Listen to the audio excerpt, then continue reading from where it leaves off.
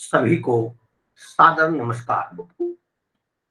समेकित क्षेत्रीय कौशल विकास पुनर्वास एवं दिव्यांगजन सशक्तिकरण केंद्र सीआरसी लखनऊ, पंडित दीनदयाल उपाध्याय राष्ट्रीय शारीरिक दिव्यांगजन संस्थान नई Delhi,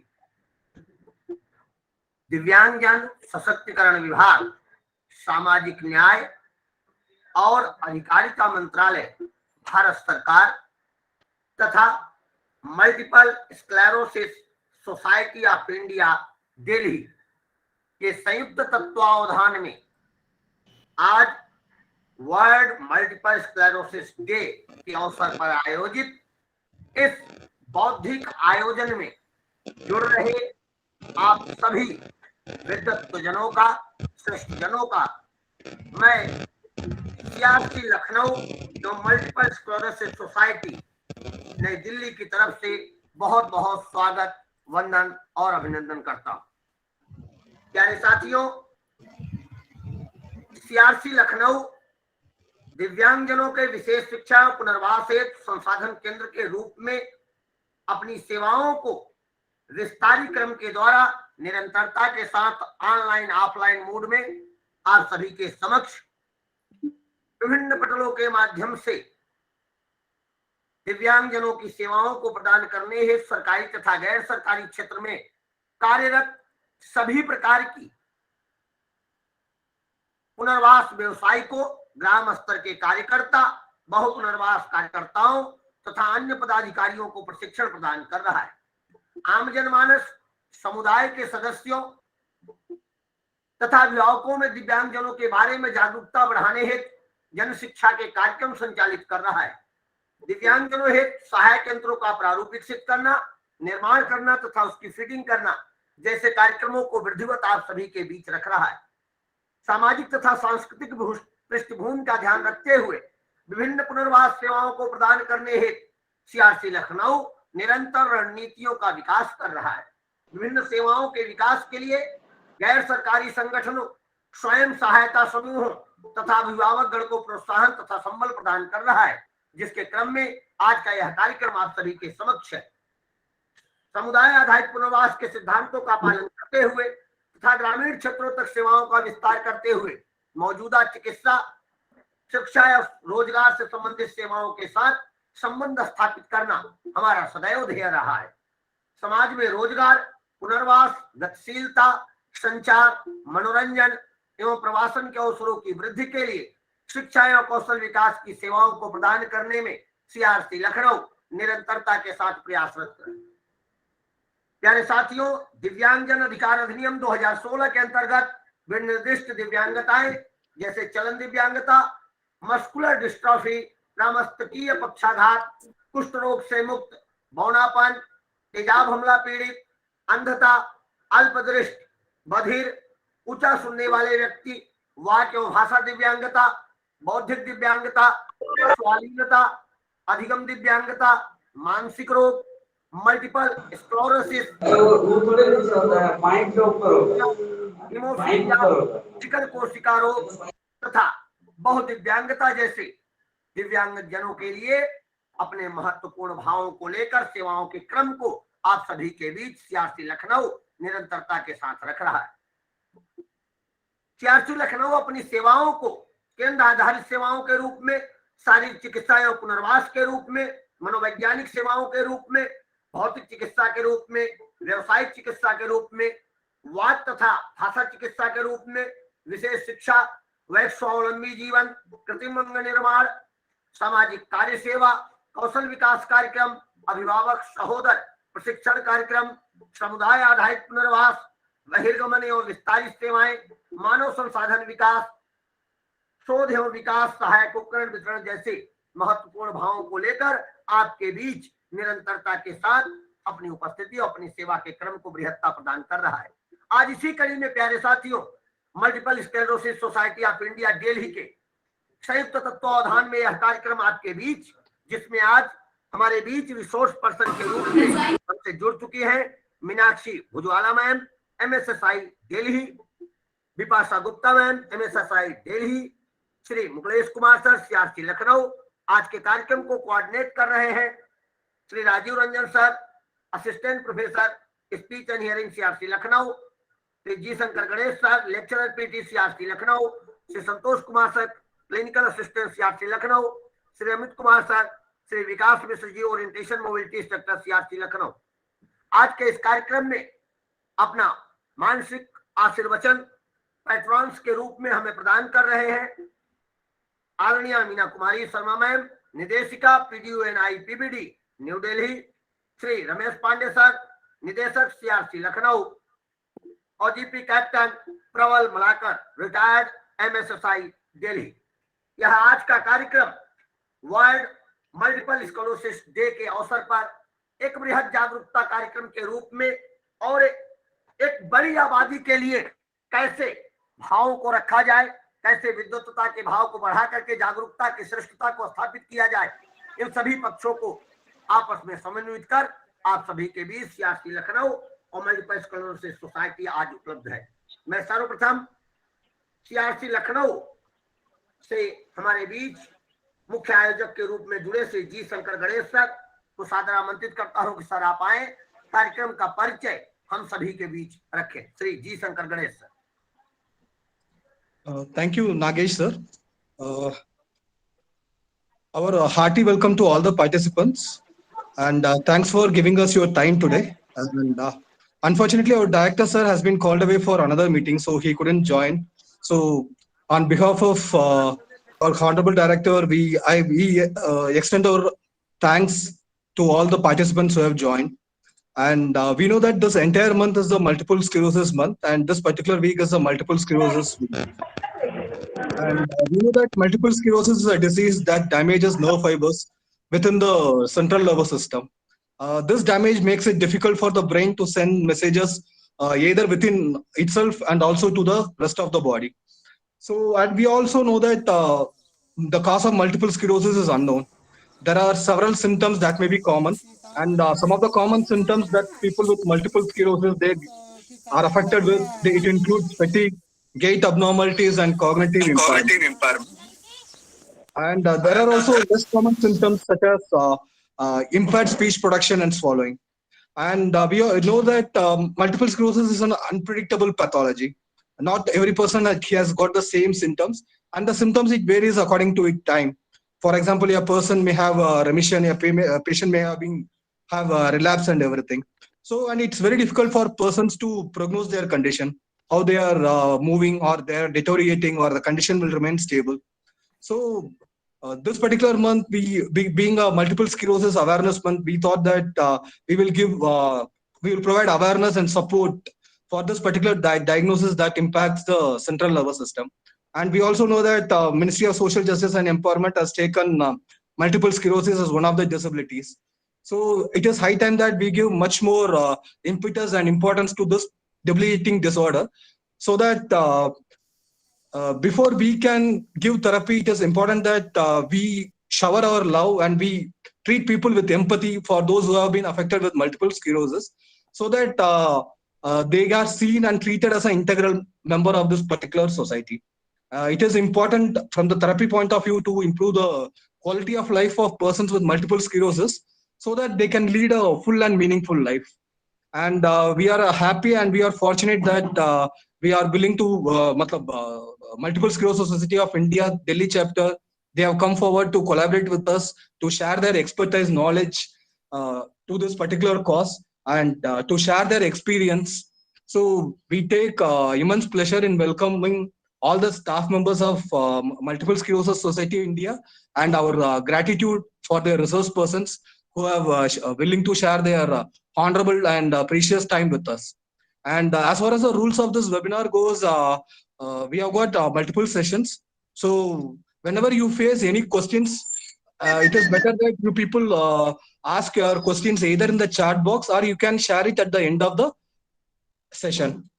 We hope to answer each and every one of the queries by the end of the session. Once again, I thank you everyone for joining this webinar, and my special thanks to Multiple Sclerosis Society India Delhi chapter for the collaboration. Nagesh sir, thank you. बहुत बहुत धन्यवाद sir. हमारे बीच multiple sclerosis society of India के वरिष्ठ सदस्य परमादरणीय captain Prabal Malakar sir, retired MSSI Delhi, जुड़ चुके हैं। आज आप पेट्रॉन्स के रूप में हमारे बीच हैं। मैं आपको सादर आमंत्रित करता हूं सर, आप आए और आज के इस कार्यक्रम की प्रथम पंक्ति में आप अपने आशीर्वचन के पुंज हमारे बीच प्रस्तुत करें। आदरणीय श्री प्रबल मलाकर सर। नमस्कार, मैं ग्रुप कैप्टन मलाकर बोल रहा हूँ, प्रबल मलाकर, रिटायर्ड, यानी कि मैं भूतपूर्व वायु सैनिक था जो लड़ाकू जहाज एक समय उड़ाता था, पर अभी मैं व्हीलचेयर पे हूँ। तो कह सकते हैं from airborne I have become chairborne, but notwithstanding that the fighter spirit continues. I have been living with multiple sclerosis for 27 years. Now, some of the points, because most of it, the information on multiple sclerosis will be covered by my colleagues Meenakshi and Bipasha. What I would like to bring to your notice is this particular condition. The awareness, particularly when I was misdiagnosed way back in 1995, was extremely low. It is extremely important that when you have any symptoms, which we covered later, any symptoms of any sort of predicament or condition, you must go to the general practitioner. But it's very critical that the general practitioner उनको मालूम हो कि ये neurological disorder है। मेरे case में उन्हें diagnose किया था कि ये सर्जिकल डिसऑर्डर है, ऑस्टियोआर्थराइटिस, और मुझे सर्जिकल स्पेशलिस्ट के पास भेजा। और मैं ये कह रहा हूं, मैं फौज में रह के, people are more educated, I was sent to the command hospital Udhampur में सर्जिकल स्पेशलिस्ट के पास। उन्होंने बताया था कि आपको ऑस्टियोआर्थराइटिस है, और ठीक है, वैसे ऑस्टियोआर्थराइटिस समझ के चलता रहा। पर उसी समय उसको हाइंडसाइट पे कह रहा हूँ, he should have sent me to the medical specialist. 3 साल डाउन द लाइन किसी और ने देखा मुझे, उसने करेक्ट डिसीजन लिया और मुझे न्यूरोलॉजिस्ट के पास भेजा। So 3 years have gone. Extremely critical. Any sort of disorder, the earliest intervention by the medical for the doctors is extremely critical. The earlier they intervene, your condition may not be that bad. I'm not saying that wouldn't have been, but there's chance, there's hope. So it's very critical that people understand and realize the symptoms of multiple sclerosis, and the general practitioner sends you to the correct specialist. Number 2, it's very important that the person who has got any disorder whatsoever to accept, हमें यह हो गया है। ये नहीं कहना चाहिए भगवान ने मुझे क्यों दिया है। This is all nonsensical stuff. हो गया, सभी को कुछ ना कुछ प्रॉब्लम रहता है। मैं एक हवाई जहाज क्रैश से निकला, मैं बचा, मर सकता था, मेरा बचा। तो मैं देखता हूँ कि ठीक है, मैं बचा हूँ और मैं चल रहा हूँ। मैं उसके बाद ही हुआ ये मल्टीपल स्क्लेरोसिस। तो इसी का साथ भी मैं टैकल कर रहा हूँ। व्हीलचेयर में होते हुए मैं पूरा सब जगह ट्रैवल करता हूँ। मैं स्विमिंग के लिए जाता हूँ, मैं योगा करता हूँ। मुझे ये सलाह है कि जो प्रॉब्लम है, कुछ लिमिटेशन तो होंगे, पर उस लिमिटेशंस के अंदर आप जितने भी कर सकते हो करिए, हारिए मत। You must keep your mind strong and keep strong. That is my advice to you all. Accept your condition, live with it, and live with it to the best. Live each day at a time to the maximum. And of course, your friends and family, it's very important that they support you. You get that sort of inspiration. Thank you, and Jai Hind. I'll now hand you over to Meenakshi, who will cover many other things about what is MS. Jai Hind. बहुत बहुत धन्यवाद sir. जैसा आपने बताया, जीवन के प्रत्येक पक्ष में आशान्वित तो होकर ऊर्जा के साथ में मिली हुई सभी परिस्थितियों को स्वीकार करते हुए निरंतरता के साथ ऊर्जा युक्त भाव लेकर जीवन को जिया जाए, न कि निराशा के किसी पक्ष को प्राप्त करते हुए घोर नकारात्मक भाव की तरफ चला जाए। आपको समस्त प्रतिभागियों की तरफ से सादर नमस्कार करता हूं सर, और आपके जज्बे को नमस्कार करता हूं कि आप हमारे बीच आए और अपना आशीर्वचन दिए। बहुत बहुत धन्यवाद सर। अब समय आ चुका है कि आज के इस दिवस पर हमारे बीच विद्वत्ता लेकर के जुड़े परम आदरणीय मीनाक्षी भुजावाला मैम, MSSI दिल्ली को मैं सादर आमंत्रित करता हूं कि मैम आप आए और आज के इस वर्ल्ड मल्टीपल स्क्लेरोसिस डे पर अपने महत्वपूर्ण भाव हमारे बीच रखें। आदरणीय मीनाक्षी भुजावाला। नमस्कार, मैं मीनाक्षी भुजवाला MS सोसाइटी दिल्ली की सदस्य हूँ और मैं इस संस्था के साथ तकरीबन पिछले 26-27 साल से जुड़ी हुई हूँ। उसका एक सबसे बड़ा कारण यही है कि मुझे स्वयं तो नहीं है MS, लेकिन मेरे पति को हुआ था और तब से हम लोग बहुत परेशान, जैसे कि किसी की घर में भी कोई भी छोटी से छोटी बड़ी से बड़ी बीमारी आती है तो सब अचानक एकदम से घबरा के समझ नहीं पाते हैं। और आज के समझ लीजिए 25-28 साल पहले तो जानकारी भी बहुत कम थी और सबसे ज़रूरी तो जो आजकल हमारे सबसे बड़े गुरु हैं जिसको गूगल कहा जाता है वो भी नहीं थे उस समय, तो कभी उसकी जानकारी लेना बहुत मुश्किल हो गया था। तो इसलिए हम लोग कई मतलब महीनों बल्कि 1 साल तक जिस प्रकार से ग्रुप कैप्टन मलाकर जूझते रहे कि ये प्रॉब्लम है क्या, इस प्रकार से हम लोग भी कुछ इधर से उधर एक डॉक्टर को छोड़ दूसरे डॉक्टर के पास जाते रहे। और जब मेरे हस्बैंड का ये प्रॉब्लम डायग्नोज हुआ था उसके बाद हमें समझ में आया कि बहुत सारे ऐसे लोग हैं जिनको इसके बारे में जानकारी नहीं है। आज हम ये कह सकते हैं कि MS सोसाइटी के चलते और जनरली भी बहुत सारी मतलब एक तरह से रास्ते खुल गए हैं, एवेन्यूज खुल गए हैं जिससे हम जानकारी ले सकते हैं। सबसे बड़े, जैसे मैंने कहा, गूगल देव जो हैं वो सबसे बड़े गुरु हैं सबके, लेकिन सिर्फ एक कॉशन के साथ मैं कहना चाहूंगी कि don't believe everything you read in Google. हर एक चीज गूगल में जरूरी नहीं हो कि वर्स्ट केस जो आप पढ़ें या तरह तरह के इलाज और उसके निजात के बारे में आप पढ़ें तो वो काम करेंगे। इससे पहले कि हम उस लेवल पे जाएं, मैं रिक्वेस्ट करूंगी कि मैंने एक छोटा सा एक प्रेजेंटेशन रखा था जिसके वजह से जिससे देख के आप लोग समझ पाएंगे।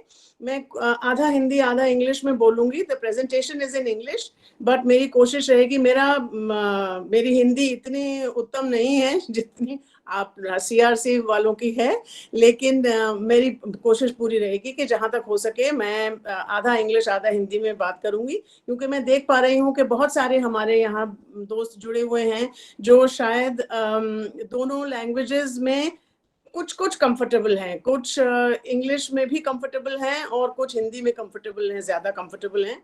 तो मैं भी मिक्स करके ही बात करूंगी if that is acceptable. So can I request वो जो एक छोटी सी पावरपॉइंट प्रेजेंटेशन थी मेरी मीनाक्षी भुजवाला के नाम से आपके पास पहुंची हुई, उसको अगर आप शेयर कर लें। जी, थैंक यू। तो इसको आप यदि हाँ जी थोड़ा सा फुल स्क्रीन दिखाएं तो अच्छा रहेगा। ये तो बहुत छोटा सा एक इंट्रोडक्शन है, इसमें ज्यादा अगर कुछ लोग यहाँ पे हैं जो कि इस बीमारी के बारे में ज्यादा जानकारी चाहते हैं तो हमारे यहाँ पे कांटेक्ट नंबर्स भी हैं और वो हम बाद में और भी रिपीट करेंगे, बार बार भी आएगा। बिपाशा गुप्ता जी भी हैं, उनकी प्रेजेंटेशन में भी ये कांटेक्ट डिटेल्स वगैरह आएंगे। तो please kindly take the next slide. तो जी, ये हमारे MS सोसाइटी के पूरे इंडिया में फैली हुई है, 9 चैप्टर हैं और ये उनके सबके कॉन्टैक्ट्स हैं। तो नेक्स्ट प्लीज। ये तो सिर्फ जस्ट एज एन इंट्रोडक्शन मैं आपको बताना चाहती थी। मेरा टॉक का मेन जो मुद्दा है वो है कि व्हाट इज MS। कई लोग यहाँ पे हैं जो अलग अलग डिसेबिलिटीज, अलग अलग बीमारियों से या अलग अलग डिसेबिलिटीज के साथ जुड़े हुए हैं। तो हम लोग सिर्फ काइंडली क्लियर द स्क्रीन। इसमें I think the wrong slideshow is being used. Is it so? Is it not mine? No. Yeah, this is Bipasha's, I think. You are right. Yeah, I think we had a common, probably some details. Mine is will be with my initials MB करके होगा उसमें, यदि आप देख सके तो। खैर मैं बातचीत करती रहूंगी। MS जैसे कि ऑलरेडी गणेश जी, शंकर जी ने भी बताया कि ये एक न्यूरोलॉजिकल बीमारी है। न्यूरो माने नर्व्स के साथ जुड़ी हुई। नर्व्स हमारी वो तंत्रिकाएं, जैसे हम हिंदी, अगर शुद्ध हिंदी में कहें तो हमारी ब्रेन और हमारी स्पाइनल कॉर्ड, यानी कि हमारे मस्तिष्क में और हमारे रीढ़ की हड्डी में जो एक जो ऑर्गन है, वो उसमें जब कोई प्रॉब्लम आती है तो क्या है, जैसे आजकल तो सब कंप्यूटर की भाषा समझते हैं, तो ये समझ लीजिए कि ये जो हमारा ब्रेन और स्पाइनल कॉर्ड है, ये हमारे कंप्यूटर का CPU है, ये इसका हार्ड ड्राइव है। अगर उसमें कोई वायरस आ जाता है तो वो करप्ट हो जाता है, और हम लोग और जैसे हमारे कंप्यूटर में कोई वायरस आ जाए, उसके प्रोग्राम बिगड़ जाते हैं, या आपके फोन में कोई वायरस आ जाए तो वो बिगड़ जाता है। उसी प्रकार से जो हमारी ब्रेन और स्पाइनल कॉर्ड में यदि कोई भी वायरस या कोई भी इन्फेक्शन समझ लीजिए, या कोई भी बीमारी आती है, तो हमारा पूरा संतुलन बिगड़ जाता है। हमारा जैसे कि क्रैश हो जाता है सिस्टम कंप्यूटर का, ऐसा कुछ हमारे भी फाइलें उड़ जाती हैं, कुछ सिस्टम्स क्रैश हो जाते हैं। तो ये एक सरल तरीके से मैं आपको बताना चाहती थी। तो the brain and the spinal cord is really the controller is of all our actions. तो लेकिन हमारा ब्रेन बहुत बड़ा एक ऑर्गन है, और इसके कोई एक भाग में ये प्रॉब्लम अगर आती है, तो वो चीज, जो पर्टिकुलर एक्शन हमारा ब्रेन का वो हिस्सा कंट्रोल करता है, उसमें हमें बाधा आती है। इट इम्पैक्ट्स दैट पर्टिकुलर, जैसे कि अगर जो बैलेंस का मेरा जो हिस्सा है ब्रेन का, अगर उसमें प्रॉब्लम, उस हिस्से में प्रॉब्लम आती है तो मेरा बैलेंस बिगड़ जाएगा। अगर मेरी आंखों की जो नर्व्स हैं, ऑप्टिक नर्व्स हैं, अगर उसमें दिक्कत आती है तो मेरी विजन में प्रॉब्लम आ सकती है। नाउ इसी प्रकार से किसी को सुनपना हो जाता है, यानी नम फीलिंग जैसी होती है, सुनपना होता है, या झंझनाहट होती है, या चलने में दिक्कत होती है। इन सब चीजों की दिक्कत आने लगती है, और ये इस कारण से होता है। It is known as a auto immune disease, जो हमारे जिस्म में एक, आजकल तो कोरोना के जमाने में सब इम्यूनिटी के बारे में बहुत कुछ जानते हैं। तो हमारी अपनी जो इम्यून सिस्टम है, जो एक क्षमता होती है अपने जिस्म में किसी भी बीमारी से या किसी भी फॉरेन चीज से लड़ने की, वही जब आपके ऊपर ही प्रहार करती है, बजाय इसके कि वो जो फॉरेन एजेंट जो एक तरह से हमारी बॉडी में इन्फेक्शन के तौर पे घुस गया है, बजाय उससे लड़ने के लिए वो पहचान नहीं पाती है कि अपना कौन सा है, जो अच्छा कौन सा है और बुरा कौन सा है, और वो दोनों ही सेल्स को बिगाड़ देती है। That is known as a auto immune disease. Auto माने सेल्फ, इम्यूनिटी, तो जो अपनी ही इम्यूनिटी को नहीं पहचान सकता है अपना शरीर, तो उसमें ये दिक्कत आने लगती है। तो उसमें क्या होता है कि एक एक हमारी जो नर्व होती है, हर नर्व के ऊपर एक परत सी होती है चढ़ी हुई, एक एक, अब ये आप भगवान को माने या ना माने, या साइंस को ही लेके चले, हमारे शरीर में हजारों करोड़ों बारीक बारीक नर्व्स हैं। तो ये जो बारीक बारीक नर्व्स हैं, इनकी हर नर्व के ऊपर एक परत होती है जिसको इंग्लिश में कहते हैं माइलिन।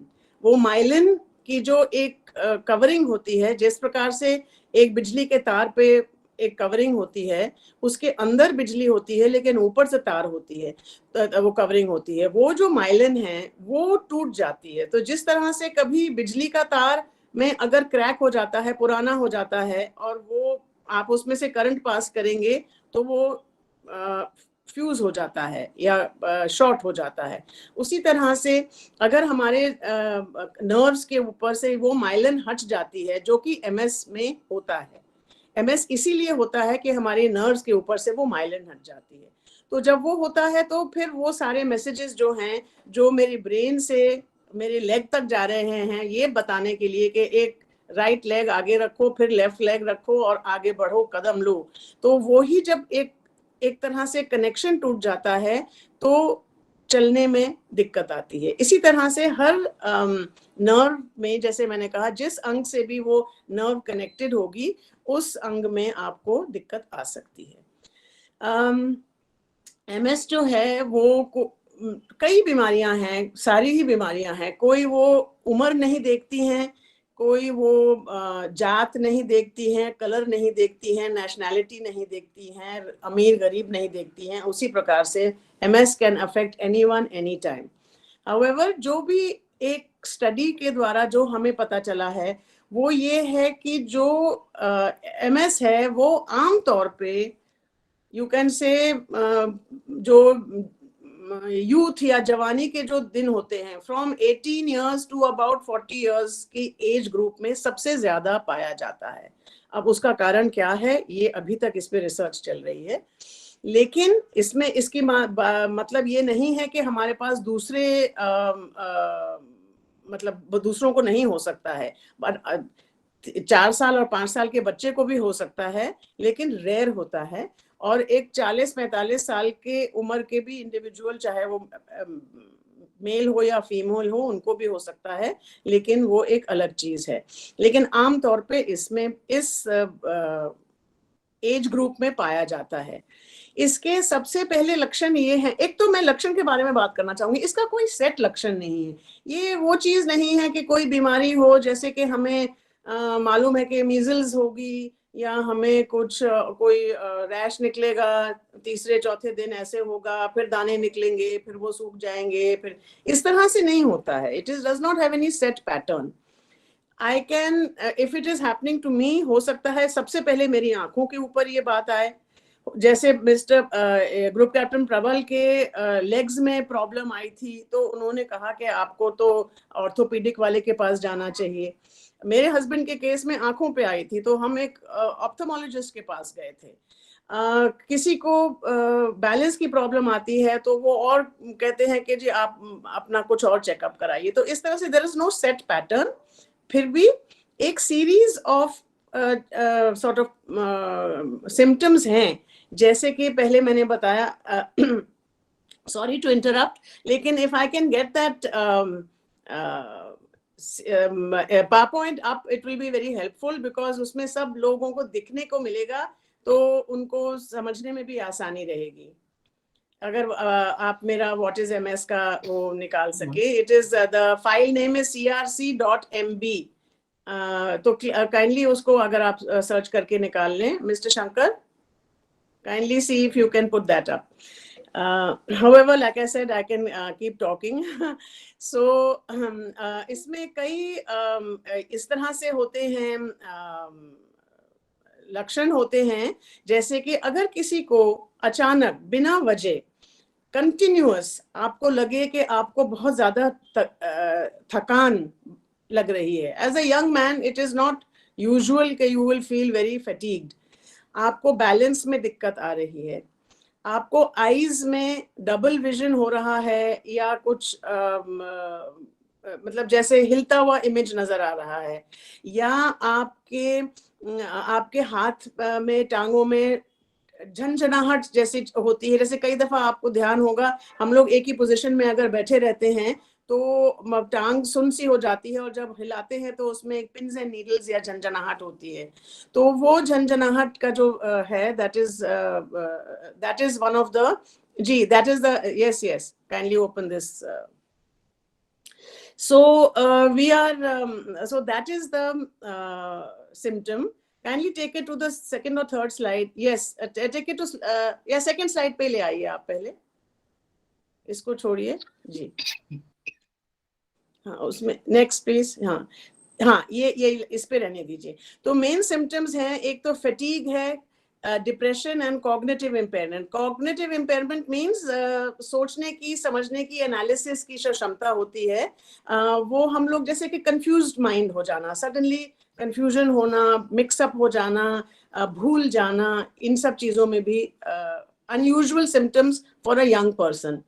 विजुअल में जैसे ऑप्टिक न्यूराइटिस, डबल विजन है, माउथ में स्वॉलोइंग डिफिकल्टी है। अच्छा, यूरिन और ब्लैडर की भी प्रॉब्लम्स कई लोगों को एकदम से आ जाती हैं कि यूरिन का कंट्रोल नहीं रहता है, या बाउल मूवमेंट, मतलब टॉयलेट जाने की या तो बहुत जल्दी आता है या आता ही नहीं है, और मस्कुलर क्रैम्पिंग, स्पैजम्स, ये सब सिम्टम्स हैं। जैसे मैंने आपको पहले समझाया, लेफ्ट साइड पे जो हमारा ये एक डायग्राम है, ये बता रहा है कि वो माइलिन शीथ कैसे एक नर्व के ऊपर लिपटी होती है और कैसे वो टूट जाती है, जिसके कारण, डैमेज के कारण ये प्रॉब्लम आती है। Kindly show the next slide please. तो जी, तो इस समय दुनिया भर में ये कोई बीमारी ऐसी नहीं है कि जो केवल किसी एक कंट्री में हो, या एक कंट्री में ज्यादा हो, या कुछ किसी एक कंट्री से निकली हो। ये बहुत सालों से चल रही है। सिर्फ इसके पहचान करने में हमें बहुत प्रॉब्लम इसलिए आई थी कि पहले, आज की तारीख में, the only way to make sure that there is some nerve damage is through MRI. अब MRI is a comparatively recent scientific, you can say, diagnosis system, क्योंकि इससे पहले हमारे पास MRI नहीं होती थी। फिर भी बहुत ही लर्नड डॉक्टर्स हमारे साथ रह चुके हैं सालों सालों से, न्यूरोलॉजिस्ट, सीनियर न्यूरोलॉजिस्ट, जो कि एक आदमी को देख के, उसकी चाल देख के ही पहचान जाते थे कि नहीं, इसको तो MS होगा। तो but however these days there, as you can see, there are 2.8 million, यानी कि 28 लाख के करीब, ये समझ लीजिए जो पहचाने गए केसेस हैं। We are talking about registered and recognised cases. कितने हैं कितने नहीं हैं, ये तो हमें एग्जैक्ट फिगर मालूम होना बहुत मुश्किल है। वो उसका कारण भी मैं आगे थोड़ा सा आपको बताऊंगी। और ये एक चीज इसमें जरूर है कि ये लेडीज में ज्यादा पाई जाती है बनिस्बत जेंट्स के। So you will find that more females are there and less males are there. This is an international statistic that we have got. And there are, जैसे मैंने कहा कि इसकी कोई एज नहीं होती है, तो हम ये मानते हैं कि 30 से 40 हजार ऐसे लोग हैं जो कि आज की तारीख में अंडर 18 कैटेगरी में हैं। तो आप ये समझिए कि इंडिया जैसे देश में, जहां हमारी एवरेज एज इतनी लो है, जो हमारी mean age of the population है, अगर एक 30-35 बरस की उम्र के नीचे अगर इतने सारी जनता को ये प्रॉब्लम है, तो हमारा देश किस डायरेक्शन में जा रहा है। सो ये एक स्पेशली मैं ये ध्यान रखना पड़ेगा, जैसे कि हमारे CRC वाले हैं, हमारी मिनिस्ट्री ऑफ सोशल जस्टिस है, इनको ये चीजें ध्यान में रखनी चाहिए कि हमारे यूथ के लिए हम क्या कर सकते हैं। Next please, next slide please. And it can cause disability. तो जैसे ये होता है, शुरू में तो बहुत कई दफा पता भी नहीं चलता है, कईयों को तो सालों साल मालूम भी नहीं चलता है कि इनको कोई प्रॉब्लम है। आमतौर पे हम लोगों को ये का एक वो होता है कि अरे भाई, थोड़ी सी झंझनाहट हुई बाहों में, अरे छोड़ दिया, कोई बात नहीं, और ये आता है और चला जाता है। क्योंकि next slide please, if you can show me next जी। The reason for this is there are different types of MS। एक तो जो फर्स्ट वाला है CIS, उस पर मैं बाद में आऊंगी। एक कहलाता है रिलैप्सिंग एंड रेमिटिंग MS, यानी कि ये इसका उतार चढ़ाव रहता है। ये होता है, आज मुझे MS के 3-4 सिम्टम, लक्षण जो हैं वो बहुत जोर से आएंगे, और उसके बाद कुछ हमारी जो ट्रीटमेंट्स हैं उसके कारण वो फिर बिल्कुल हल्के हो जाएंगे और निकल भी जाएंगे, ऑलमोस्ट टोटली निकल जाएंगे। और कुछ समय तक, जो वो समय का जो यू कैन से अंतराल है, वो 2 महीने से लेके 2 साल, 4 साल, 5 साल तक भी चल जाता है। कुछ पता ही नहीं चलता है, 2-3 साल, 1.5 साल तक कुछ भी नहीं हुआ, मैं बिल्कुल अच्छा हो गया। उसके बाद फिर से मुझे एक जोर से एक जैसे झटका लगा। So it comes in phases. So that is why English में कहते हैं रिलैप्स, यानी कि गिरना, और रेमिटिंग यानी कि शांत हो जाना। तो रिलैप्सिंग एंड रेमिटिंग MS होता है RRMS। एक होता है प्राइमरी प्रोग्रेसिव MS, यानी कि जो अगर सबसे पहले मुझे जो भी लक्षण आए थे, जैसे पैरों में वीकनेस आई थी या लेग्स में वीकनेस आई थी, वो थोड़े समय के बाद वो प्रोग्रेस करने लगती है। जो प्राइमरी मेरे लक्षण थे, जो इनिशियल लक्षण थे, वो मेरे बाद में बढ़ते चले जाते हैं। और जो तीसरा है जो सेकेंडरी प्रोग्रेसिव, मीन्स कि पहले तो मेरे सिर्फ लेग्स में होता था प्रॉब्लम, अब मेरे हाथों का भी थोड़ा सा वीकनेस हो गया है, फिंगर्स में मेरी कमजोरी है, पेन नहीं पकड़ पाता हूँ, वो मेरा सेकेंडरी 2 अटैक्स के बाद मेरे हाथ भी कमजोर हो गए, तो वो भी प्रोग्रेस होने लगता है। तो इस तरह से ये आता है। और जो लास्ट जो एक्चुअली यहाँ फर्स्ट लिखा है CIS, वो मैं कह रही थी कि कई लोगों को पता ही नहीं चलता है, that is a clinically isolated syndrome, यानी एक आपको एक अटैक आया और बरसों बरस, हमारे पास कई ऐसे पेशेंट्स हैं जो 10-10, 15-15, 20-20 साल तक उनको दोबारा कभी कुछ हुआ ही नहीं, लेकिन उसका कुछ अंश रह जाता है MS का, कि किसी चीज में वीकनेस रह गई या किसी एक लेग में हल्का सा ड्रैग हुआ, लेकिन काम सब चलता रहा फर्स्ट क्लास, उसमें कोई दिक्कत नहीं हुई। So that is a isolated syndrome, means एक आइसोलेटेड आपको एक इंसिडेंट हुआ और ये चला गया। सो ये अलग टाइप के MS हैं। तो इसलिए कई दफा क्या होता है कि जैसे मैंने आपको बताया, इसका कोई फिक्स्ड ना सिम्टम रिकग्नाइज किया जा सकता है और ना कोई फिक्स ड्यूरेशन है। तो किसी को कोई फिक्स्ड इसका मेडिकेशन भी नहीं है, इसी कारण से कि अगर मुझे एक रिलैप्सिंग एंड रेमिटिंग टाइप का है जिसमें अप एंड डाउन इसका कोर्स रहता है, तो मेरे लिए इसकी दवा अलग है, और जिनका एक प्रोग्रेसिव कंडीशन है उसकी भी ड्रग्स अलग हैं। तो कोई भी डॉक्टर के पास आप जाएंगे तो पहले तो वो ये समझने की कोशिश करेंगे कि आपको किस प्रकार का MS है, और फिर आपकी ट्रीटमेंट उसी हिसाब से वो करेंगे। Next please. इससे पहले हाँ, जस्ट टू से कि relapsing and remitting is actually the most common form of MS, and इसमें आपके अप एंड डाउन होता है, तो which is in a way good, क्योंकि there are many times there are long periods of quiescence, यानी कि उसमें बीच में कई अच्छी दौरान के लिए 2 साल, 3 साल, 4 साल भी कई दफा आप एब्सोल्युटली सिम्टम फ्री रहते हैं और आपकी जिंदगी अच्छी तरह चलती रहती है। इसके सिम्टम्स एक दफा और, जैसे मैंने कहा, इसमें फटीग है, मसल वीकनेस है, विजन की प्रॉब्लम्स हैं, कॉग्निटिव डिसफंक्शन यानी कि ब्रेन फॉग जिसे कहते हैं, कई दफा समझने करने में, थिंकिंग प्रोसेस में प्रॉब्लम आ सकती है, और कई ऐसे सिम्टम्स हैं जो लोगों को आपको अगर पहचानने की कोशिश करें, तो पकड़ने की कोशिश करें इस प्रॉब्लम को, तो आपको ये ध्यान में रखना चाहिए। और and each person has different, जैसे मैंने कहा कि किसी को जरूरी नहीं है कि किसी को विजन प्रॉब्लम हो तो उसको ब्लैडर डिसफंक्शन भी हो, या वाइस वर्सा। कईयों को कई 3-4 सिम्टम होते हैं, कईयों को केवल 1 या 2 सिम्टम होते हैं। Next please. Yeah, so actually what is most important is, I think I hope that it is clear, जो मैंने समझाने की कोशिश की है आपको, सिर्फ ये कहना चाहेंगे कि आजकल क्योंकि MRI हमारे पास एक साधन है, हमें बहुत जरूरी है कि अगर हमें जरा सा भी पता चले कि हम ये चीज हमें ये प्रॉब्लम है, या हमें नजर आ रही है कि मुझे बार बार एक प्रॉब्लम आ रही है, तो ये आप इसको पहचानने की जल्द से जल्द कोशिश करें। एक अच्छे न्यूरो फिजिशियन के पास जाएं, न्यूरोलॉजिस्ट, न्यूरो फिजिशियन जो नर्व्स की बीमारी देखते हैं, न्यूरोलॉजिस्ट के पास जाएं, न्यूरो सर्जन के पास ना जाएं, किसी और सर्जन के पास ना जाएं, एक न्यूरोलॉजिस्ट के पास जाएं जो आपको इसमें आपको आगे गाइड करेंगे। वो आपका MRI कराएंगे या और चीजों से टेस्ट करके आपका वो करें। और early detection and early treatment both are very important. So treatment इसके अलग अलग टाइप के हैं, they are expensive treatments, but the biggest treatment, as Mr. Prabal said, is all in our mind. We have to be strong. We have to be strong with all diseases.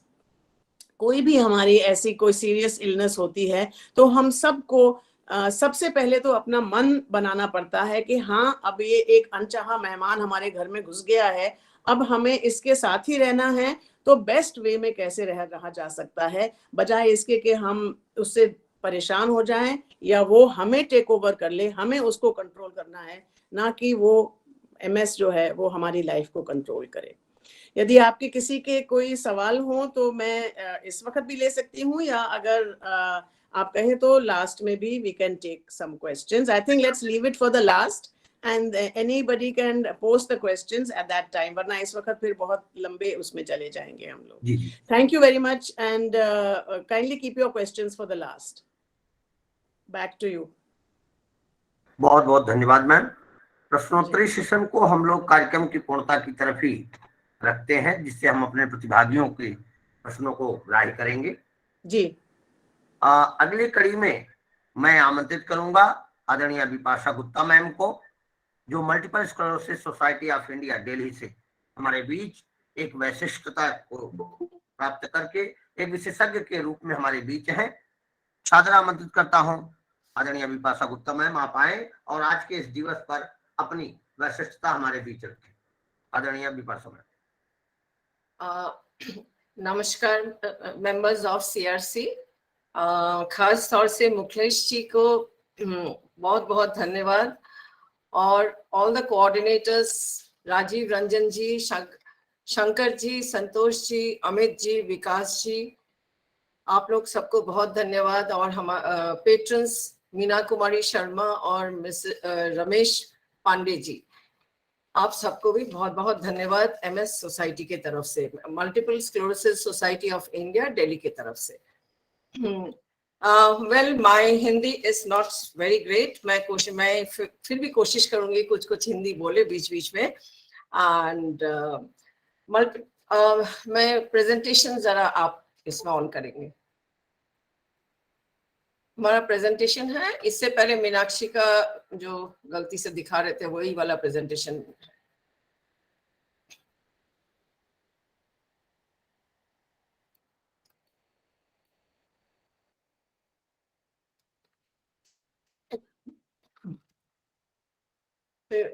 जब तक presentation सामने ला रहे हैं, मैं multiple sclerosis society के बारे में कुछ कुछ बताना चाहती हूँ।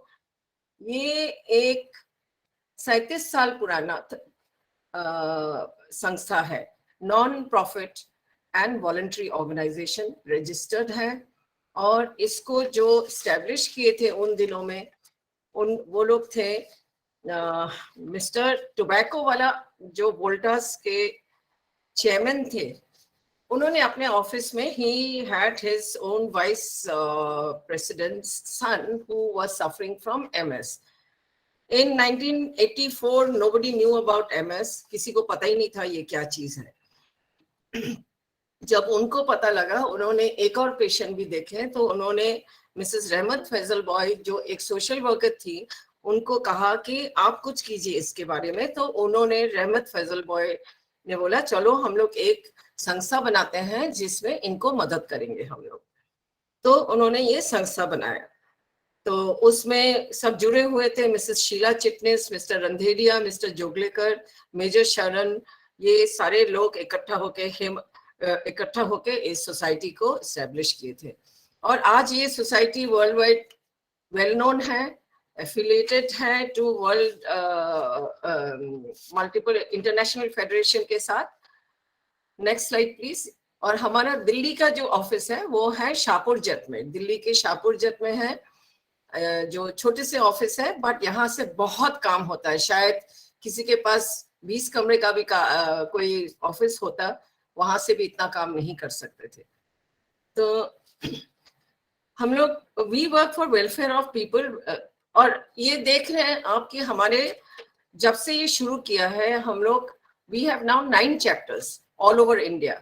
सब अपने अपने एरिया के जितने MS पर्सन बोलते हैं, हम लोग पेशेंट नहीं बोलते हैं, MS पर्सन का देखभाल करते हैं। सबके एरिया बटा हुआ है, जैसे मुंबई, पुणे, केरला, हैदराबाद, इंदौर, चेन्नई, बेंगलोर, ये सारे चैप्टर काम करते हैं। दिल्ली नॉर्थ इंडिया में काम करते हैं। इनके अंडर बहुत सारे स्टेट्स है, 8 स्टेट है, उसके बारे में मैं बाद में बोलूंगी। हम लोग इंटरनेशनल फेडरेशन MSIF के साथ जुड़े हुए हैं, जो लंदन में बेस्ड है। ये और दिल्ली चैप्टर जो है ये एस्टेब्लिश हुआ था 20 जून 1989।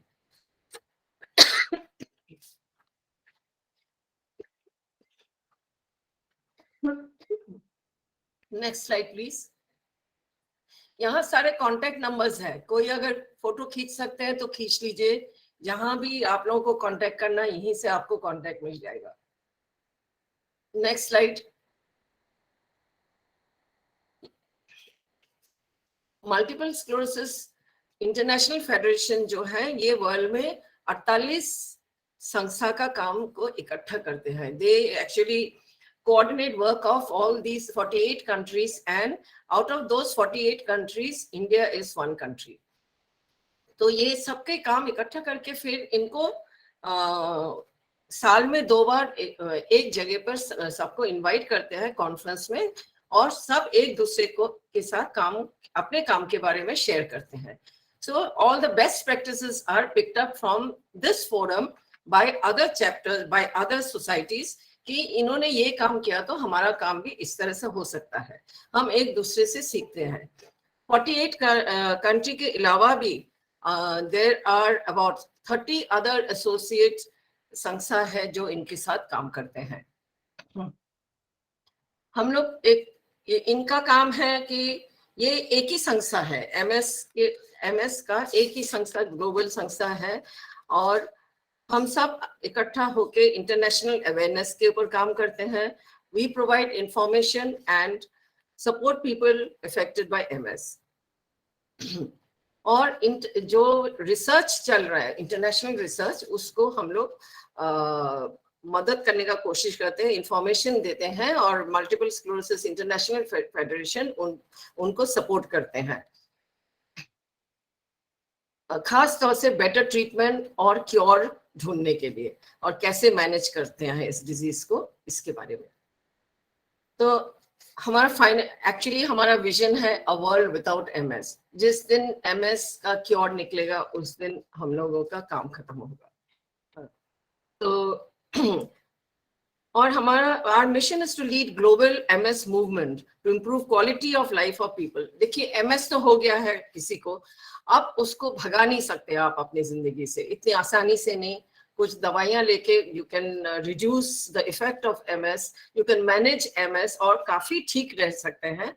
तो हमारा काम है इनके जो क्वालिटी ऑफ लाइफ है उसको ठीक रखे, इनको समझाए, इनको कैसे मैनेज करे ये समझाए। इनको जो मीनाक्षी भुजवाला और प्रबल मालेकर भी शेयर किए हैं, how they are he is affected and कैसे इसको उन्होंने अपने कंट्रोल में लाए हैं। तो next slide please.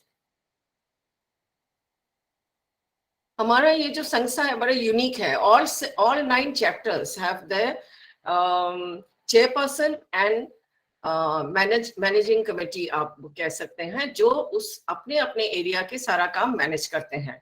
They are all volunteers, they are all system is 1/3 ये लोग होते हैं, एमएस पर्सन खुद काम करते हैं इसमें, जैसे प्रबल मालेकर एग्जाम्पल है। और 1/3 होते हैं जिनके फैमिली में किसी ना किसी को एमएस है या एमएस था पहले, और बाकी 1/3 सोशल वर्कर्स है। सो ये संस्था बहुत ही अच्छे है क्योंकि सब दिल से काम करते हैं यहाँ। जैसे मीनाक्षी भुजवाला के हस्बैंड को एमएस है, तो she understands what is the problem and कैसे इसको डील करना चाहिए। मेरे फैमिली में भी आई हैड एमएस था, not me, sorry, my daughter had MS, तो मुझे भी इसको बड़े नजदीक से देखने को मिला, जिससे मैं समझती हूँ कि किस तरह से इनको समझाना चाहिए, काउंसिल करना चाहिए, काम करना चाहिए, और इनकी जरूरतें क्या है।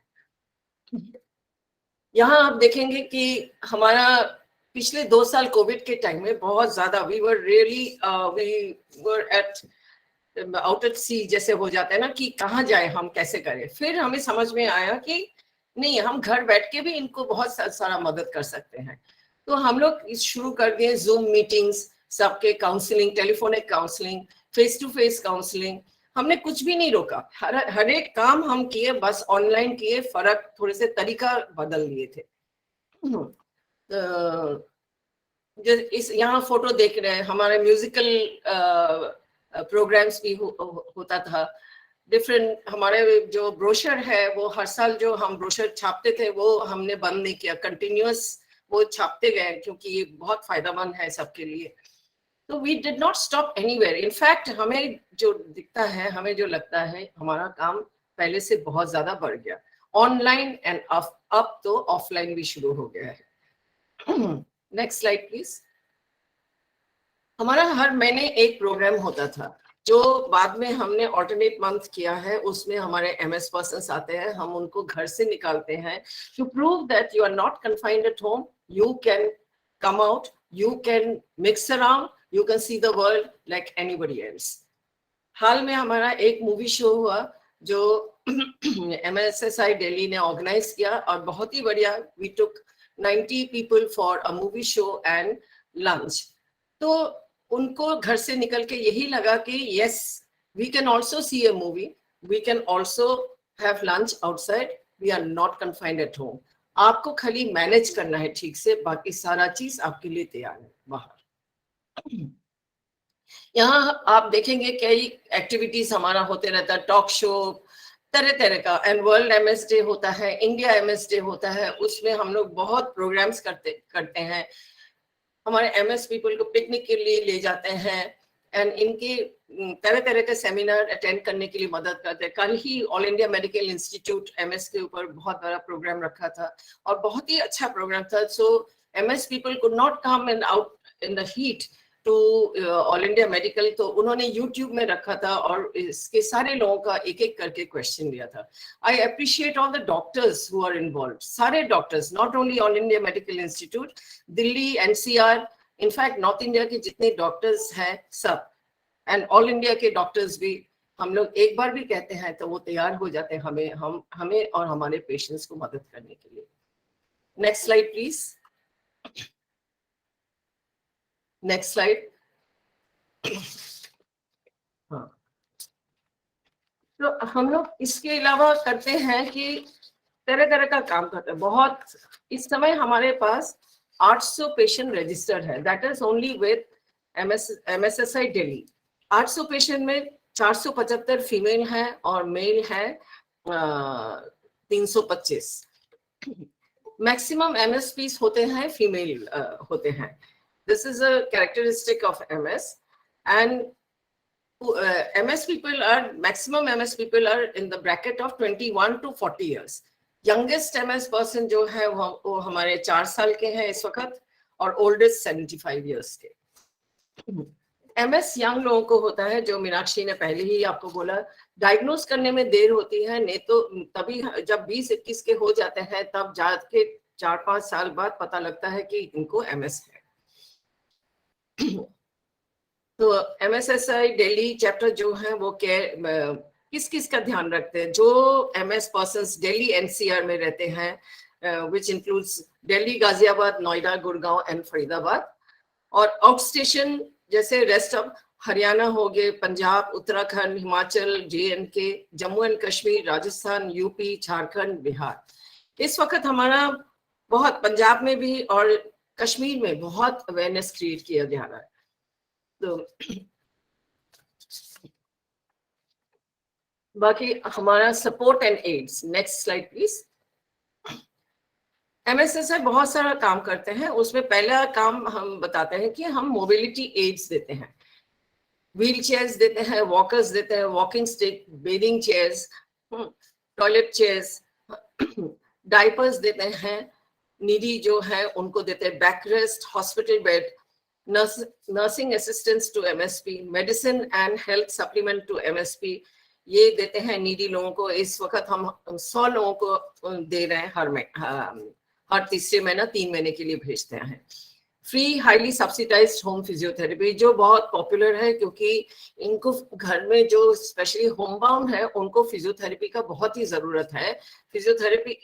फिजियोथेरेपी एंड योगा, ये दोनों समझ लीजिए बहुत ही जरूरी है MS पीपल के लिए। देन काउंसलिंग, हम लोग दिन रात काउंसलिंग करते हैं। मीनाक्षी भुजवाला है, पूजा चौधरी, मैं और भी है, रागिनी माथुर, परवीन क्षेत्रपाल, हमारे जितने लोग हैं, मतलब इंक्लूडिंग प्रबल, हम लोग जो इसी मेंबर्स है प्लस हमारे वॉलंटियर्स भी हैं, हम लोग लगातार टेलीफोनिक काउंसलिंग करते हैं, इनको घर भी जाके देखते हैं, होम विजिट करते हैं घर जाके। दीज आर ऑल फ्री, हम इसके लिए कुछ चार्ज नहीं करते हैं, हम खुद अपने सोसाइटी से फंड रेज करके ये सब काम करते हैं। स्कॉलरशिप सपोर्ट देते हैं 40 बच्चों को इस वक्त, इनको पार्शियल सपोर्ट देते हैं, कुछ पेरेंट्स दे तो चीज ठीक रहता है, बच्चों children also feel proud the parents are involve.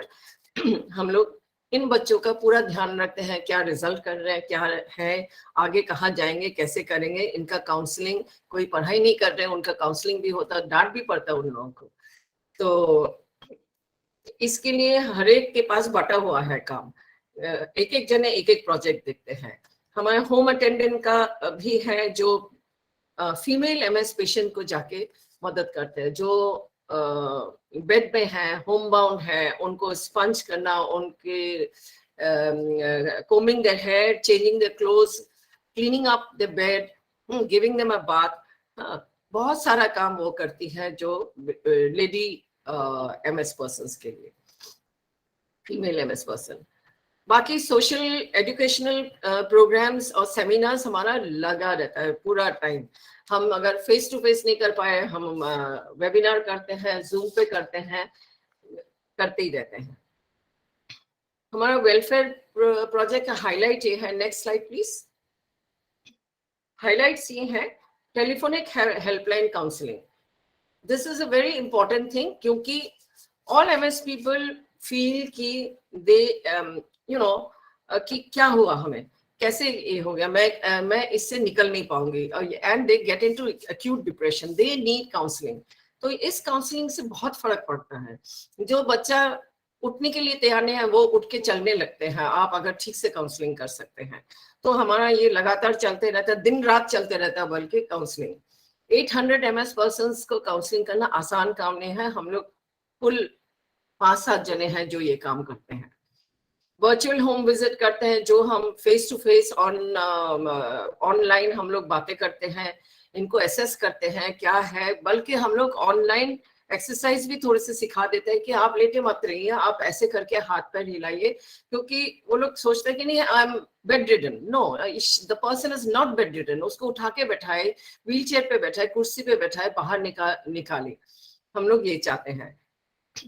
Quality life जीना चाहिए। Participation in MSIF international advocacy programme and working group for access to medicine. Working group for access, हम लोग इसमें पार्टिसिपेट करते हैं। एडवोकेसी प्रोग्राम है हमारा, advocacy programme actually is quite big इस वक्त। बहुत यंग MS पीपल इसमें मेंबर्स जुड़े हुए हैं जो बहुत अच्छा बोलते हैं, बहुत अच्छा अवेयरनेस क्रिएट करते हैं। It is very impressive. Webinar, zoom meetings on कोविड-19 में कैसे अपने को कंट्रोल करेंगे, कैसे रहेंगे, क्या करेंगे, कोविड होने पर वैक्सीन लेना है नहीं लेना है, लगातार प्रश्न इनके मन में होता था, तो जो हम लोग टैकल करते थे। मेंटल हेल्थ, क्लिनिकल ट्रायल्स, ये भी चलते रहता है। डॉक्टर्स क्लिनिकल ट्रायल्स करते हैं, उसके बारे में पूछते रहते हैं, तो हम लोग इनको गाइड करते हैं डॉक्टर का सहायता लेके। वेलनेस एंड डाइट, इसके ऊपर प्रोग्राम करते रहते हैं, जैसे वो खाना पीना, वेट पुट ऑन नहीं करना चाहिए, इनको समझाना पड़ता है, क्योंकि लेटे लेटे वेट पुट ऑन करता है, स्टेरॉइड के साथ भी वेट पुट ऑन करते हैं, तो इसके ऊपर भी हम हमेशा इनको समझाते रहते हैं कि बॉडी को हल्का रखना चाहिए, क्योंकि पैरों में कमजोरी सबसे पहले होता है। केयर गिवर के लिए वर्कशॉप, हम खाली MS पर्सन के लिए सोचते हैं, केयर गिवर के लिए कभी सोचते नहीं है, क्योंकि केयर गिवर भी उतना ही परेशान रहते हैं, उससे ज्यादा परेशान रहते हैं, क्योंकि वो दिन रात एक ही काम करते हैं, सेवा। तो हम केयर गिवर का प्रोग्राम्स रख के उनको भी काउंसलिंग करते हैं, उनको भी समझाते हैं हमेशा। ब्लैडर इश्यूज टैकल करना, बाकी कई चीजें हम लोग टैकल करते हैं। फिर हम लोग पार्टिसिपेट करते हैं world disability day, India MS day, world MS day, ये सब चीजों में। Next slide please. Next slide. हमारा जो मेन प्रोजेक्ट है वो है होम फिजियोथेरेपी। ये सब्सिडाइज्ड होता है depending on the financial condition of the person. हाँ, बहुत कम है। In any case it is 50% subsidise, 50% के ऊपर भी हम लोग फ्री से लेके यू कैन से 30-40% तक लेते हैं उनके पास से, बाकी उनको बोलते हैं आप कंट्रीब्यूट कीजिए, बाकी सारा हम लोग देखते हैं। इनको मॉनिटर करना, इनको हर महीने देखना कि पहुंच रहे हैं क्या, नहीं पहुंच रहे, कितना टाइम रह रहे, कैसा एक्सरसाइज चल रहा है, सारा कुछ, प्लस उनका ट्रेनिंग भी चलते रहता है। होम केयर अटेंडेंट ये कंप्लीटली फ्री है, इसके लिए हम लोग कुछ नहीं देते हैं, हमें खाली बोलना है कि हमें मदद चाहिए, वो पहुंच जाती है। वो खाली घर नहीं पहुंचती है, कभी हॉस्पिटल भी लेके जाना है तो वो हमारे अटेंडेंट लेके जाती हैं, साथ जाती हैं, क्योंकि किसी किसी फैमिली में कोई नहीं होता है जो लेके जा सकते हैं या कैसे क्या करें, तो यही हमारा अटेंडेंट की तरफ ही हम लोग देखते हैं उस समय। Doctors consultation and hospital, doctors priority doctors consultation हम लोग दिलाते हैं, क्योंकि हर एक स्पेशली गवर्नमेंट हॉस्पिटल में बहुत लाइन लगे रहता है, बहुत मुश्किल है MS पर्सन के लिए इतने घंटों तक रुकना वहाँ, तो उसमें प्रायोरिटी के हिसाब से हम लोग देते हैं, अपॉइंटमेंट करवा देते हैं, जहाँ उनको खास वो लोग देखते हैं। हॉस्पिटल एडमिशन भी हम लोग करवाते हैं, चाहे वो प्राइवेट हो या गवर्नमेंट हो, they always help us. Supplements, free supplements for 100 people हम लोग देते हैं जो बिल्कुल अफोर्ड नहीं कर सकते, जिनके खाना पीना ठीक नहीं है, हम लोग उनको असेस करते हैं, उसके बाद देते हैं। मेडिसिन रिएम्बर्समेंट ये भी देते हैं, जो मेडिसिन खरीद नहीं सकते हैं हम लोग इनको भी असेस करते हैं, इनका नीड कितना है, ये क्या क्या इनकम पॉइंट क्या है, फिर हम लोग इनको भी देते हैं। Aids, wheelchair, walking aids, ये मैं पहले ही बोल दिया था आपको इसके बारे में। एजुकेशनल स्कॉलरशिप के बारे में भी बताया, पर्सनल एंड टेलीफोनिक काउंसलिंग के बारे में भी बताया, information and updates from the MS world, क्या हो रहा है MS के दुनिया में, ये सब उनको खबर हम लोग देते हैं। किस तरह से सारा ग्रुप बना हुआ है, हर एक स्टेट का ग्रुप बना हुआ है, हर एक दिल्ली को चार भाग में करके, 4 भाग में, east west north south Delhi करके रखे। हमारे ईमेल आईडी सब एक जगह पे है सबके, वो ईमेल ना देखे तो व्हाट्सएप तो देखेंगे, या व्हाट्सएप ना देखे तो ईमेल देखेंगे, ये हम लोग उम्मीद रखते हैं। और हम उनको सारा खबर देते हैं कि MS वर्ल्ड में क्या हो रहा है, अगला क्या प्रोग्राम है, आप उसमें जुड़ जाइए। सोशल मीडिया इंटरेक्शन, इनको हम लोग सोशल मीडिया की तरफ, फेसबुक, ट्विटर एंड इंस्टाग्राम, सारी जगह से इनको हम लोग एनकरेज करते हैं कि बस आप भी जुड़िए, आप भी देखिए क्या हो रहा है। प्रोवाइडिंग सपोर्ट टू फैमिलीज, कई चीजें करते हैं हम लोग फैमिली में। जैसे एक कपल थे, उनके कोई इनकम नहीं था और काफी मतलब फाइनेंशियली बहुत ही वीक थे, तो उनको फिर हम लोगों ने एक मशीन दिलाया, उनके बच्चों को पढ़ने में मदद किया, इस तरह से उनको मदद करके हम लोग सप्लीमेंट देते हैं। वो आज ठीक है, मतलब 2 टाइम का खाना उनको मिलने लगा है। So we feel very satisfied with this kind of work. और भी हैं जो, किसी को हम लोग ब्यूटिशियन का कोर्स कराते हैं कि जो जैसे जिसमें ठीक है, किसी को लैंग्वेज जैपनीज लैंग्वेज किसी को सिखाया तो वो बहुत अच्छा नौकरी करने लगे, तो हमें बहुत खुशी पहुंचती है। एंड सोसाइटी फील्स की this is what they are meant for. Next slide please, next slide.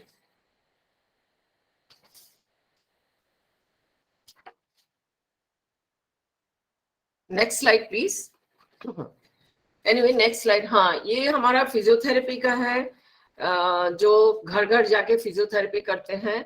और they are not only physiotherapist, they are physiotherapist friends and क्या बोले, घर वालों को जो नहीं बोल पाते हैं ये लोग इनके साथ शेयर करते हैं। इन ए वे दे बिकम काउंसलर, और इनको समझाते हैं, एनकरेज करते हैं, हम लोग इनको ट्रेन करते हैं।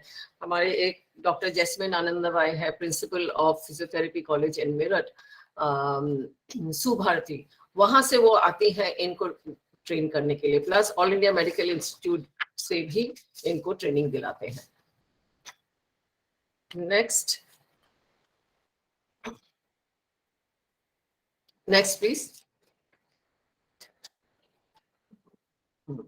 ये हमारा अटेंडेंट है जो कोमिंग हेयर एंड हेल्पिंग, हर तरह से खाना खिला देना, पानी पिला देना, हर तरह से हंसाना, वो सब कुछ करती है।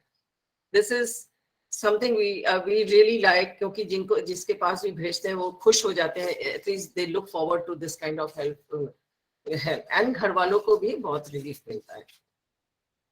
And I think that is what it is. I have told you all about MSSI and what MSSI क्या करते हैं, कैसे MSSI आगे बढ़े हैं. Next slide, please. Thank you very much. Thank you, everybody. बहुत बहुत धन्यवाद मैम. अति विशिष्टतापूर्ण भाव से आपने आज के इस दिवस पर अपनी विशेषता हम सभी के बीच रखी.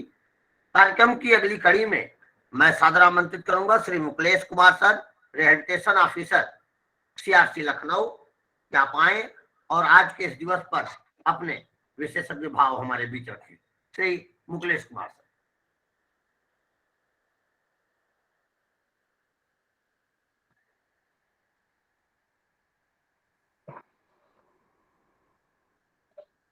थैंक यू नागेश जी.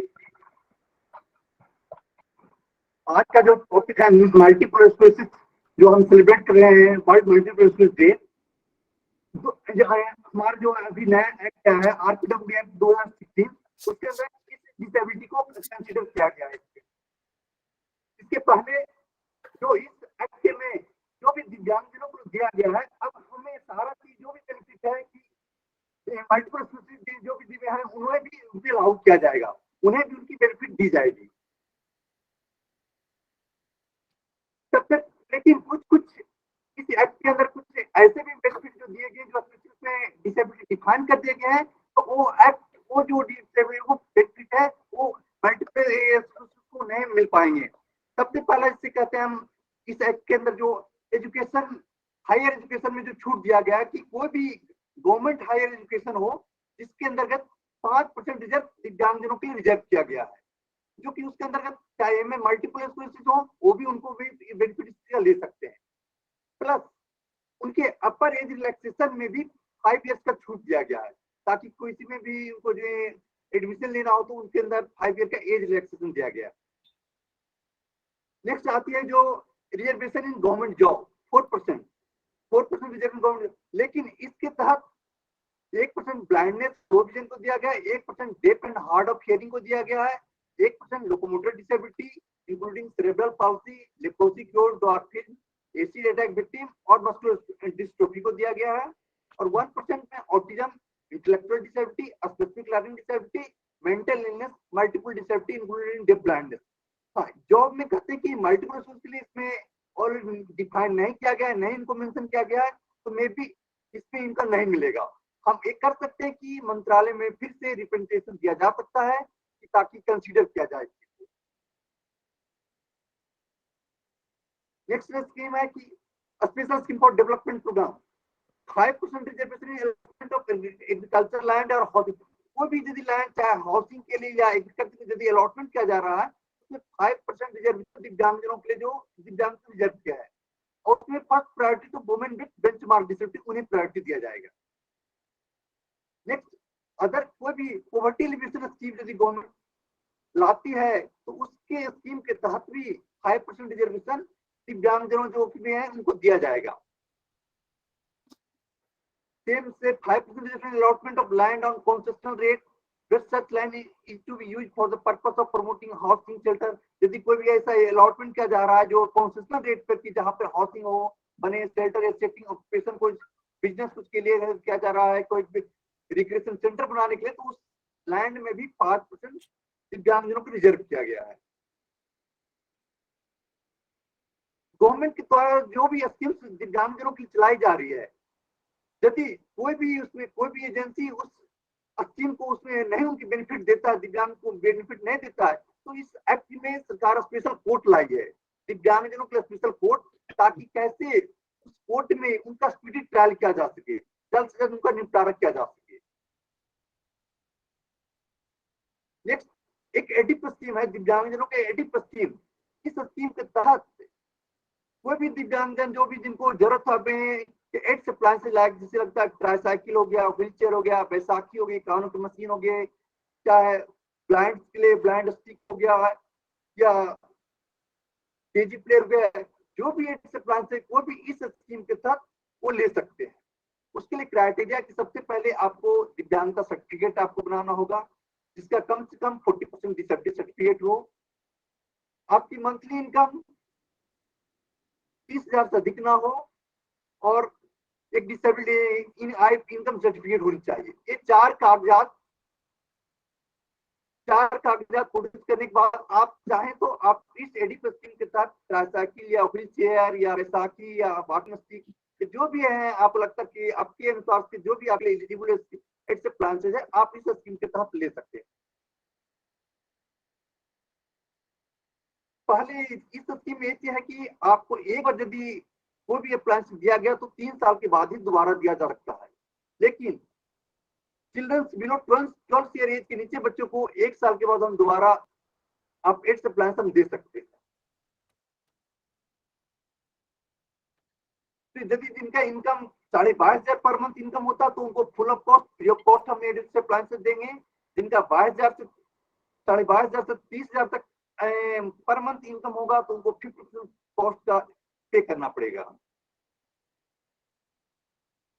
इस स्कीम के तहत एक मोटराइज ट्राइसाइकिल या मोटराइज व्हील चेयर भी दिया जाता है, जिसके लिए कम से कम होता कि आपकी दिव्यांगता मिनिमम 80% होनी चाहिए और एक बार हम इसको यदि एक बार लेने के बाद 5 साल के बाद ही हम दोबारा दे सकते हैं। पहले इसमें था कि 25% तक सब्सिडी 25,000 तक सब्सिडी दी जाती थी, अब इसके स्कीम में चेंज करके इसको 50,000 तक सब्सिडी देने का प्रावधान किया गया है।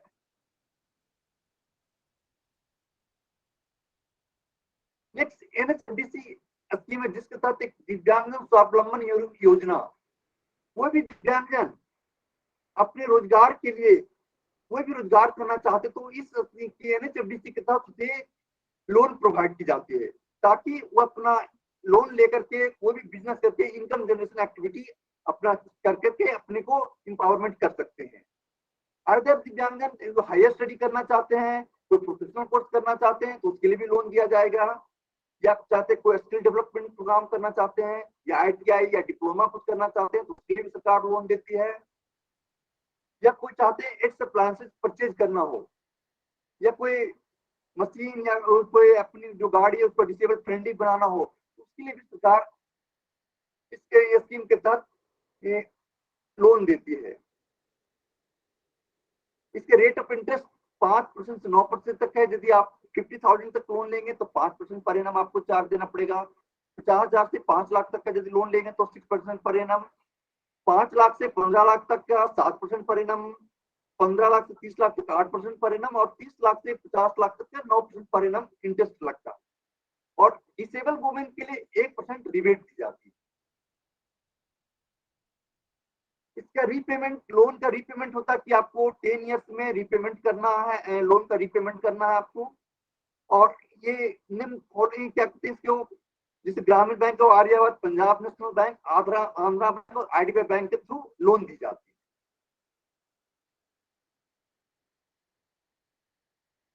दिव्यांगजनों के लिए स्कॉलरशिप स्कीम भी सरकार द्वारा चलाई जा रही है, जिसमें प्री मैट्रिक का स्कॉलरशिप होता है, जिसके अंदर क्लास 9 to 10 बच्चे के लिए प्री मैट्रिक का स्कॉलरशिप है, पोस्ट मैट्रिक का स्कॉलरशिप है जो कि class 11 to post graduate degree या डिप्लोमा के लिए होता है।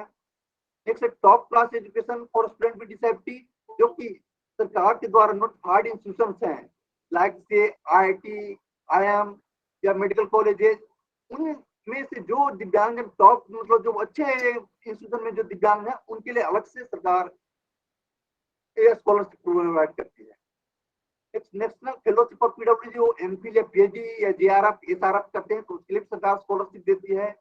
और free coaching for student with disability, जो भी दिव्यांगजन आप चाहे ग्रुप ए या ग्रुप बी के लिए तैयारी करना चाहते हैं तो सरकार के द्वारा कुछ कोचिंग जो इम्पैनल किया हुआ उसमें सरकार के द्वारा उन्हें फ्री ऑफ कोचिंग प्रोवाइड की जाती है।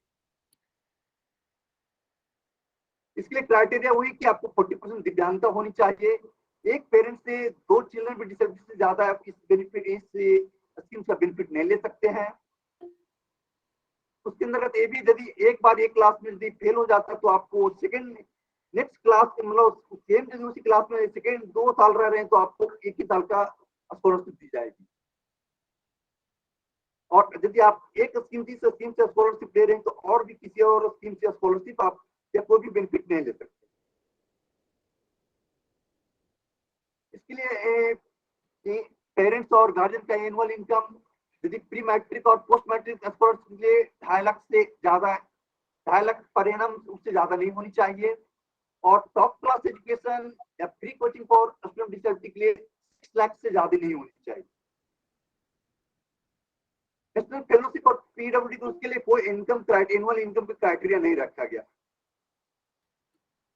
रिजर्वेशन फॉर गर्ल्स स्टूडेंट, फिर प्री मैट्रिक या पोस्ट मैट्रिक और टॉप क्लास एजुकेशन के लिए उसके 50% स्कॉलरशिप जो कि गर्ल्स के लिए रिजर्व किया गया, कि जो वुमेन भी डिसेबिलिटी हो या उनके लिए रिजर्व किया गया कि पहले उन्हें प्रायोरिटी दी जाएगी, उसके बाद यदि वो 50% नहीं कैंडिडेट मिलते तो फिर हम मेल डिसेबिलिटी कैंडिडेट से हम फिलअप करेंगे।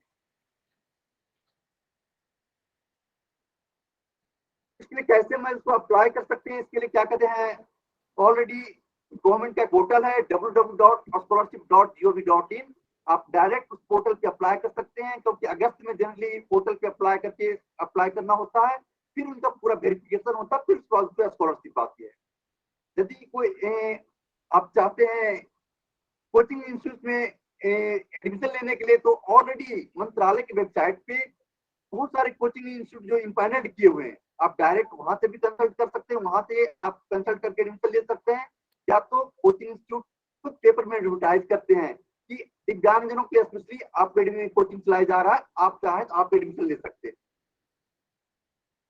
सरकार इसमें कोचिंग में भी पेमेंट सरकार पूरा मुफ्त में क्या कहते हैं कोचिंग फी देती, प्लस साथ में अलग से स्कॉलरशिप भी 5000 पर मंथ करके देती है।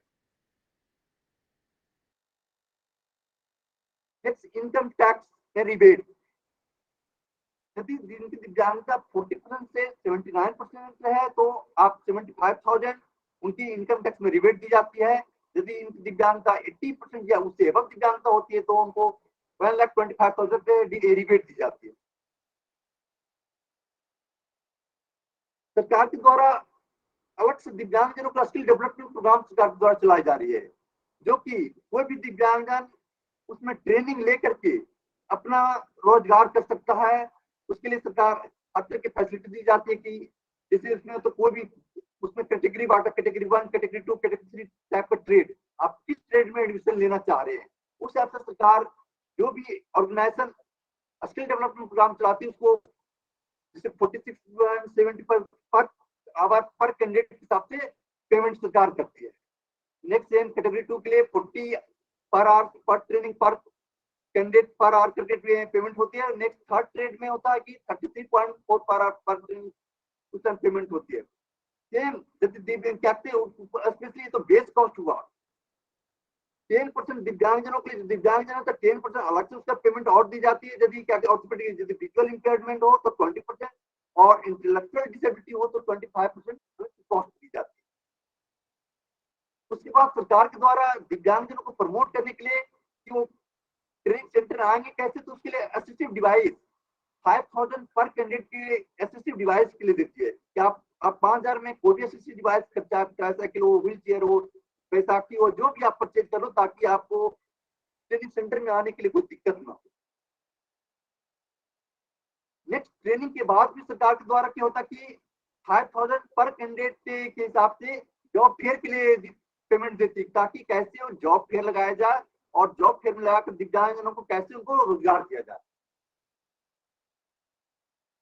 नेक्स्ट, दिव्यांग के आने जाने के लिए भी 1000 रुपया पर मंथ पर कैंडिडेट के हिसाब से, यदि आप सेम डिस्ट्रिक्ट में तो 1000 रुपया, यदि दूसरे डिस्ट्रिक्ट से आप आ रहे हैं तो 1500 पर मंथ कन्वेंस कॉस्ट सरकार को दी जाती है। After completion post placement support सरकार के द्वारा भी दी जाती है कि 3000 पर मंथ, यदि आपका अब सेम डिस्ट्रिक्ट में प्लेसमेंट आपका हुआ तो 2 मंथ के लिए 3000 रुपये पर मंथ आपको दी जाएगी।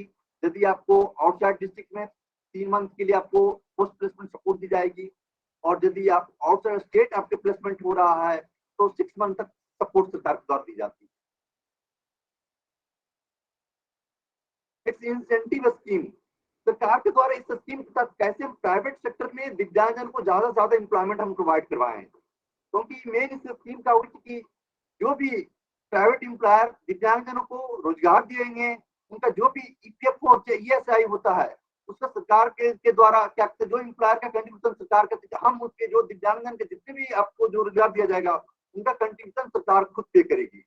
चाहे पहले इसमें था कि हम 25,000 तक का था और 3 साल तक के लिए था, लेकिन सरकार अब इसमें भी चेंज किया है कि आपको चाहे कितना भी सैलरी हो, चाहे लाख रुपए तक की सैलरी हो, उनका जो भी पीएफ चाहिए ईएसआई होगा सरकार खुद पे करेगी, प्लस जो होगा 10 साल तक के लिए, पहले 3 साल के लिए था, लेकिन अब उसको रिवाइज करके सरकार के नाम 10 साल तक का हम सरकार खुद बियर करिए, एम्प्लॉयर को कुछ भी बियर ना करना, ताकि हम कैसे कैसे ज्यादा से ज्यादा एम्प्लॉयर को मोटिवेट करें कि दिव्यांगजनों को ज्यादा से ज्यादा रोजगार दें। कुछ स्टेट गवर्नमेंट की फैसिलिटी होती है, हर एक स्टेट में होती है कि डिसेबिलिटी पेंशन सरकार द्वारा प्रोवाइड करती है, कहीं 500 रुपया, कहीं 1000 रुपया है, कहीं 2500 रुपया भी सरकार के द्वारा पेंशन दी जाती है। उसके अलावा बस में फ्री बस फैसिलिटी होता है, मैरिज रिवार्ड दी जाती है, मतलब हर एक स्टेट में स्टेट गवर्नमेंट की दिव्यांगजनों को अलग अलग से फैसिलिटी होती है, दी जाती है। तो ये फैसिलिटी सेम जो भी है कि मल्टीपल स्क्लेरोसिस भी, वो भी अपना डिसेबिलिटी सर्टिफिकेट बना करके फैसिलिटी सारा चीज ले सकते हैं।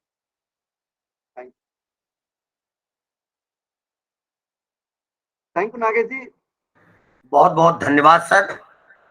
आपके द्वारा विशेष आवश्यकता से प्यारे बेटे बेटियों के लिए प्रदान की जाने वाली, भाइयों के लिए प्रदान की जाने वाली भारत सरकार तथा राज्य सरकारों के द्वारा जो सेवाएं हैं, उनके क्रम में जानकारियां जो हमारे बीच, हमारे प्रतिभागियों के बीच रखी गई, वह निश्चित ही हम सभी के लिए अत्यंत ज्ञानवर्धक और हमारे सभी प्रतिभागियों के लिए एक जानकारी का प्रमुख स्रोत रहेंगी।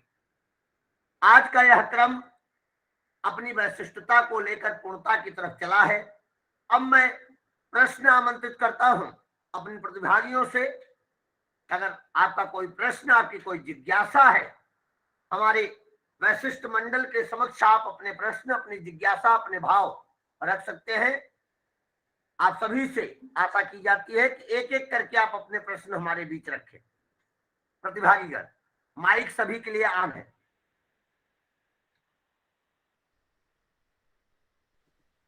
सर सर्टिफिकेट कब मिलेगा? ना कल का मिला और आज का कब तक मिलेगा? विकास जी, मैं प्रश्न आमंत्रित कर रहा हूँ आज के विषय पर। सर्टिफिकेट आपने लिखा हुआ है, मैं भेज दूंगा, उसके लिए आप परेशान न हो। कृपया आज के संदर्भ में कोई प्रश्न है तो मैम के समक्ष रखें।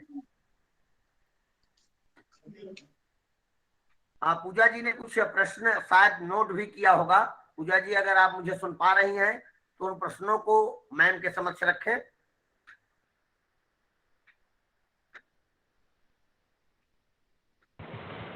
हेलो जी निशान जी बोलिए।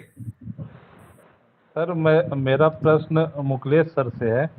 जी सर, ये हमारे यहाँ क्या है कि बच्चे आते हैं, खास करके डिसेबल्ड बच्चे आते हैं, लेकिन उनको उनके जो हियरिंग एड्स के, बहुत सारे हियरिंग एड्स के बच्चे हैं जिनको हियरिंग एड प्रोवाइड नहीं हो पाता है। तो हम सर से जानना चाहते हैं कि क्या प्रोसीजर होगा और कैसे आपके पास भेजा जाए। सर आप पहले उनका डिसेबिलिटी, उनके हियरिंग एड लेने के लिए एडीप स्कीम के तहत सर 4 दस्तावेज की जरूरत होती है। एक पहला डिसेबिलिटी सर्टिफिकेट होनी चाहिए सर, आधार कार्ड होनी चाहिए, इनकम सर्टिफिकेट 15,500 से 22,500, अब तो रिवाइज हो गया सर, 22,500 से नीचे आपका पर मंथ का इनकम सर्टिफिकेट होना सर, एक दिव्यांगता दस्तावेज फोटो सर। ये 4 चीज दस्तावेज लेके आएंगे तो आपको हियरिंग एड प्रोवाइड होगी। नहीं सर, मेरे पास जो बच्चे आते हैं उनमें कुछ बच्चे जो हैं जिनको कोक्लियर इम्प्लांट की भी जरूरत है, तो उस जी एडीप स्कीम के तहत कोक्लियर इम्प्लांट सर्जरी भी होती है सर। आप ऑलरेडी क्या करते हैं, AYJNIHS की वेबसाइट पे जाएं सर, ऑनलाइन फॉर्म फिलअप कर सकते हो। उसके लिए 10 दस्तावेज की जरूरत होती है सर, सारा उसमें दिया हुआ दस्तावेज, आप सारा दस्तावेज लगा करके ऑनलाइन फिलअप करके डायरेक्ट सर ऑनलाइन अप्लाई कर सकते हैं। चाहें तो उसको सर प्रिंट लेकर के आप डायरेक्ट दस्तावेज लगा करके AYJNIHS भेज सकते हैं सर। नहीं सर, आप समस्या ये है ना, जैसे मेरे यहाँ दरअसल सर मैं डिपार्टमेंट ऑफ साइकेट्री KGMU में ही हूँ और DEIC सेंटर में ही काम कर रहा हूँ, ठीक है। मैंने 2018 में 2 बच्चे का कोक्लियर इम्प्लांट के लिए ऑनलाइन फॉर्म भरा था, ठीक है, उसकी सब चीजें, सब डॉक्यूमेंटेशन से लेकर सब चीज स्कैन करके मैंने किया, लेकिन उनका कोई 2017 2018 के बाद मैंने 2-3 बार रिमाइंडर भी इस चीज का किया, लेकिन उनका कोई रिप्लाई नहीं आया। तो ये थोड़ा सा हमको भी लगता है, और कि गार्जियन को समझाना मुश्किल हो जाता है। उनके बच्चे, उनका एज एक्सपायर हो गया, फिर 5 साल से एबव हो गए, तो ये थोड़ा सा मतलब क्लियर चीजें नहीं हो पाती। हम तो कर दिए, वो प्रोसीजर हमारे साथ हो गया, हमने कर दिया, लेकिन फिर बाद में जो उनका फीडबैक नहीं आया, तो ये थोड़ी सी एक चैलेंजेज है। तो हम कैसे इसको स्मूथली चला सकते हैं? हम अपने डिपार्टमेंट से लिंक अप करके, आपके यहाँ से सीआरसी से, या फिर डिपार्टमेंट ऑफ ईएनटी से लिंक करके, तो एक जो स्मूथली गार्जियन सफर ना करे, उनके बच्चे सफर ना करें। तो इसके लिए सर हम आपसे विशेष रूप से जानना चाहते हैं कि हम इस सिचुएशन में क्या कर सकते हैं। सर देखिए, ये कॉकलियन प्लांट सर्जरी ये बात जैसे मुंबई की दवाई होती है सर, हम कर सकते हैं कि हाँ जो वहाँ डायरेक्टर से सर बात कर सकते हैं सर, जैसे आपने जो भेजा तो आपने डायरेक्ट यार वहाँ सर लेटर लिख के बात, सर हमने लेटर लिए भेजा, ये हमने बच्चे का अप्लाई किया, उनका स्टेटस क्या है, ताकि आप फोन करके पूछ सकते सर उनसे, तो जवाब तो मिलता है कि क्या दिक्कत हुआ, क्यों नहीं हो पा रहा है। नहीं सर, देखिए हम दूसरे चीजों से तो हम लोग डिपार्टमेंटल चीजें, हम लोग चूंकि हमारा जो प्रोग्राम है वो खास करके रूरल एरियाज के बच्चे पर ज्यादा है, और हमारे यहाँ हर तरह के बच्चे आते हैं। लेकिन कहीं ना कहीं ये सर एक जो है ना, तो ये मैं मतलब आपके सेंटर के द्वारा, या हम लोग के डिपार्टमेंट के द्वारा, या हम लोग के मेडिकल कॉलेज के द्वारा एक एक स्मूथली चीजें मिल जाए कि कहाँ पर करवा सकते हैं। हमारे यहाँ लखनऊ में ही वो चीजें अवेलेबल है कि नहीं है, वो यहाँ पर भी आप एसजीपीजीआई, अभी हमारे यहाँ का जो चूंकि एनएचएम का लोग काम कर रहे हैं, तो वो लोग भी लिंकअप कर रहे हैं कि एसजीपीजीआई से हो।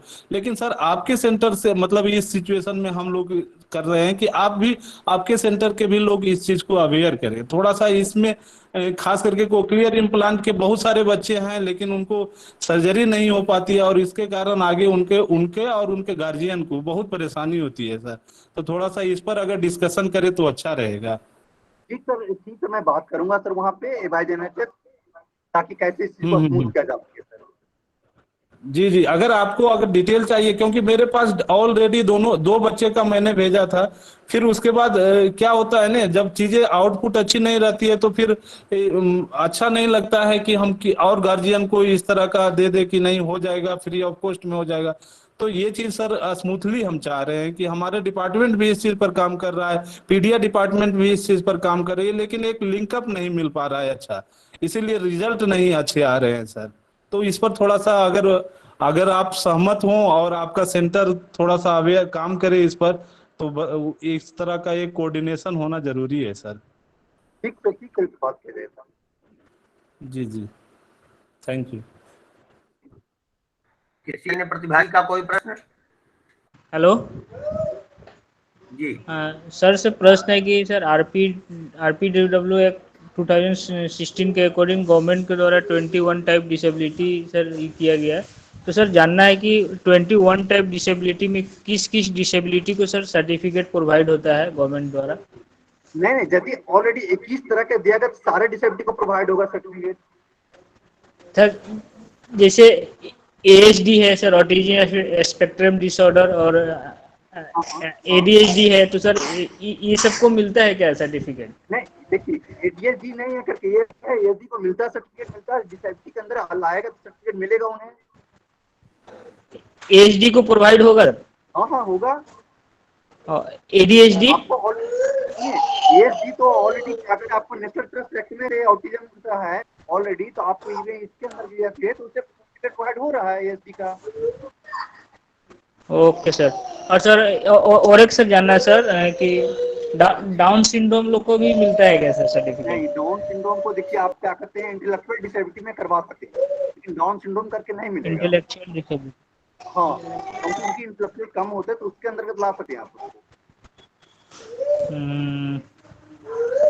और सर मैंने किस किस डिसेबिलिटी को सर नहीं मिलता है सर? नहीं, थोड़ा इस पे थोड़ा बेंच मार्क डिसेबिलिटी किया गया है 21 का, तो सारे इसका ही मिलेगा आपको। ओके सर, ठीक है sir, thank you sir. Mukesh ji, मैं मीनाक्षी भुजवाला, आपकी आज्ञा हो तो 3 सवाल मैंने चैट बॉक्स में से निकाले हैं हाँ जी, हाँ जी। जो एमएस से रिलेटेड है। मैं जल्दी से उनका जवाब दे देती हूँ। एक सवाल किसी का है कि जब किसी को कोई एमएस हो जाए तो क्या एक्टिविटी को अवॉइड करना चाहिए? बिल्कुल नहीं, बल्कि जितना एक्टिव रह सके उतना बेहतर होगा एमएस के लिए, क्योंकि इसमें स्टिफनेस की प्रॉब्लम हो जाती है और जितना भी आप अपनी एक्टिविटी कम करेंगे उतनी ज्यादा आपकी प्रॉब्लम बढ़ सकती है। तो सीधा जवाब ये है कि नहीं, एक्टिविटी बिल्कुल किसी भी प्रकार की बंद नहीं करनी है। आउट ऑफ द वे जाके कोई हेक्टिक एक्टिविटी तो कोई भी नहीं करता है। जितनी आपकी क्षमता हो, जितना आप कर सके, प्लीज उतना एक्टिव जरूर रहें। एक दूसरा सवाल था हाउ टू रिकॉग्नाइज रिलैप्स, के अगर रिलैप्स हो रहा है तो कैसे पहचानेंगे? तो उसका भी एक सीधा जवाब यही है कि जो भी आपके लक्षण हैं, जो भी आपके सिम्टम्स हैं, जो भी आपको तकलीफ है, अगर उसमें आप सडन एक बढ़ोतरी देखते हैं कि अचानक पहले मेरा कुछ शांत था लेकिन आजकल बहुत ज्यादा तकलीफ हो रही है, जो भी तकलीफें मुझे थी वो अचानक बढ़ रही हैं, तो ये जानिए कि आपको एक रिलैप्स हो रहा है।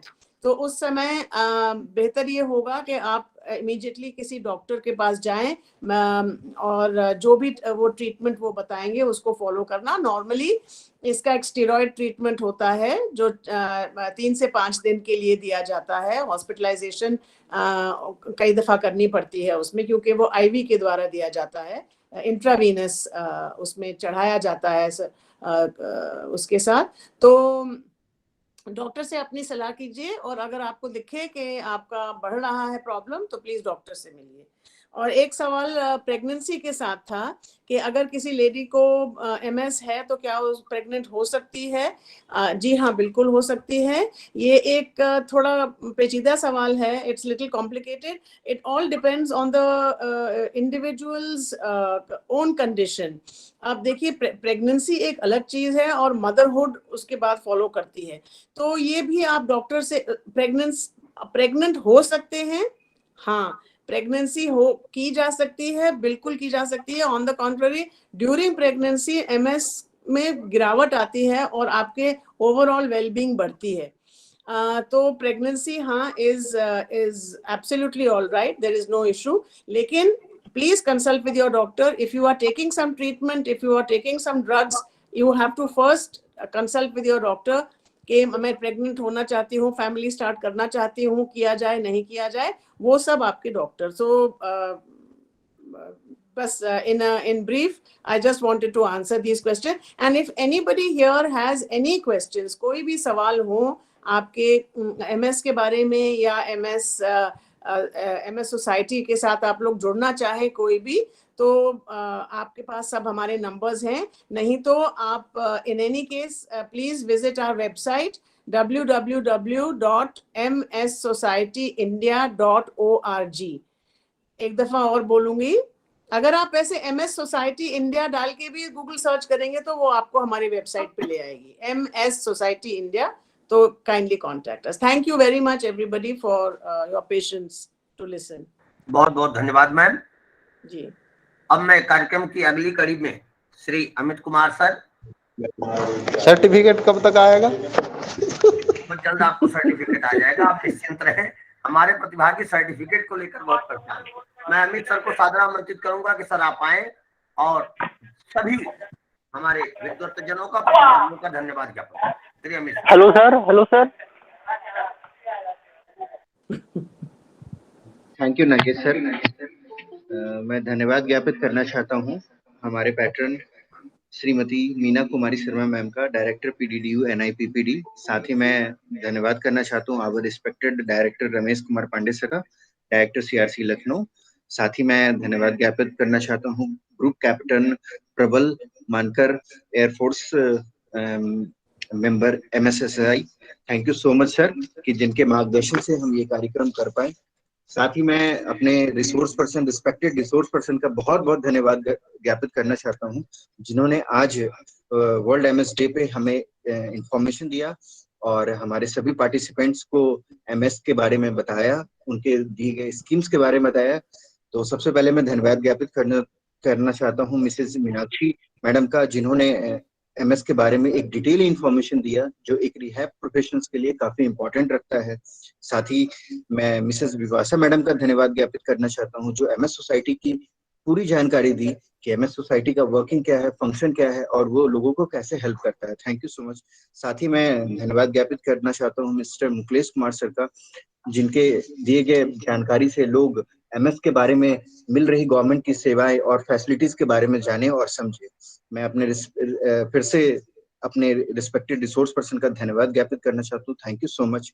मैं साथ ही धन्यवाद ज्ञापित करना चाहता हूँ multiple sclerosis society of India Delhi chapter का, जिन्होंने हमारे साथ कोलैबोरेशन में इस तरह के प्रोग्राम किए और रिहेबिलिटेशन सेक्टर में एमएस के बारे में पूरी जानकारी दी। इसके लिए मैं बहुत बहुत धन्यवाद करना चाहता हूँ हमारे कोऑर्डिनेटेड टीम्स की तरफ से और हमारे मंत्रालय, हमारे संस्थान की तरफ से बहुत बहुत धन्यवाद। Thank you so much all team of MS society. साथ ही मैं धन्यवाद ज्ञापित करना चाहता हूँ सीआरसी लखनऊ के कोऑर्डिनेटर टीम्स का और अदर ऑफिशियल्स का जो हमारे साथ मिलकर प्रत्यक्ष और अप्रत्यक्ष रूप से इस तरह के प्रोग्राम को आगे बढ़ाते रहे हैं। Thank you so much. साथ ही मैं धन्यवाद ज्ञापित करना चाहता हूँ हमारे सभी पार्टिसिपेंट्स का, जिनके उपस्थिति से ये कार्यक्रम हम करने में सफल हो सके। Thank you all of you. Thank you so much. Nagesh sir, बहुत बहुत धन्यवाद सर, और बहुत बहुत धन्यवाद मल्टीपल स्क्लेरोसिस सोसाइटी नई दिल्ली का, जिनका सानिध्य मिला और सीआरसी लखनऊ अपने उद्देश्यों के क्रम में यहाँ ऑनलाइन पटल का कार्यक्रम आप सभी के बीच लेकर के उपस्थित हुआ और अपनी पूर्णता की तरफ बढ़ा। पुनः पुनः आप सभी को बहुत बहुत धन्यवाद। निश्चित ही एक नए सवेरे की तरफ सारी संस्थाएं अपने प्रयासों को साफल्य कर रही हैं और सफलता की तरफ अग्रमुख होते हुए हम बढ़ते रहेंगे। इन्हीं ऊर्जावान भावों के साथ आप सभी को सादर प्रणाम, आप सभी को सादर धन्यवाद। कार्यक्रम आधिकारिक रूप में यहीं पूर्ण किया जाता है। सभी को सादर धन्यवाद।